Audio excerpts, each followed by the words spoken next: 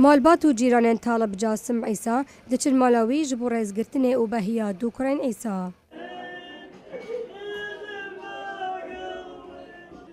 عیسا کاربندک خواجهیه حکومته وی دوکرین خواج دزدان دمی بری چند روزان ترککیا پر به بومبایا پقیه و لبازارک قلبالخ لتاخا صدر لروش هلاتا بغدایه. هر دوک زلام مشتق تمسی و چار و در غمی 32 سالی لدوکانا پر برینه بون دما بومبا پقیه. أنا والد الشهيدين مشتاق طالب وضرغام طالب. از باب هر دو شهیدامه مشتاق و درخم طالب هر دو به پقین اتومبیل هاتن کشتن.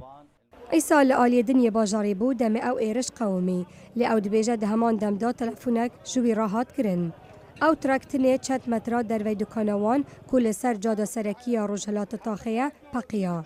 دما عیسا گهشتف ماله او راستی بهیا کرن خوابو.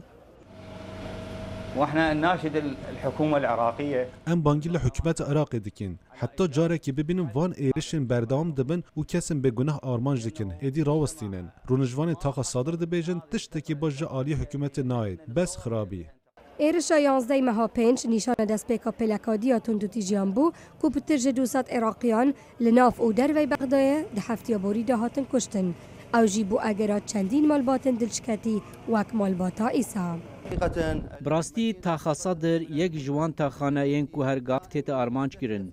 او واجره هرگاف دم سیاستوان گلی کرک نکوین جالی تروریستان و تیت آرمانج کرن. سیاستوان نها چجاران نوینرتیا رونجوانان ناکن.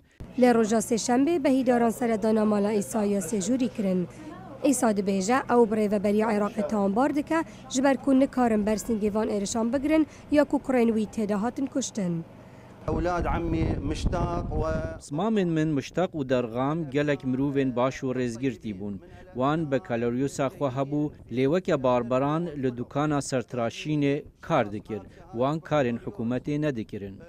تا صادر یشیعا کو 2 میلیون نیفرون جوان هنه یا بویا جه خرابترین تندوتیجیه لدم ایرشین رخصنا دولت اسلامی لسر همولاتی خورتر بویا کو هر دهت و عردی العراق جی دست دده.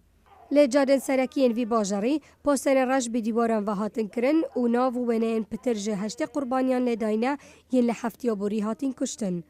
ایرشن سر به تاخا صادر به تایبتی باندورکان نرینی لسر آرامیا بغداد دکه او نرازی بوناگل تاخ کورتر دکه او دبیجن دمک دریش برانگه که آبوری و جواکی جالی حکومت و هاتینه پشتگاه خستن. هرز خندان دنگ امریکا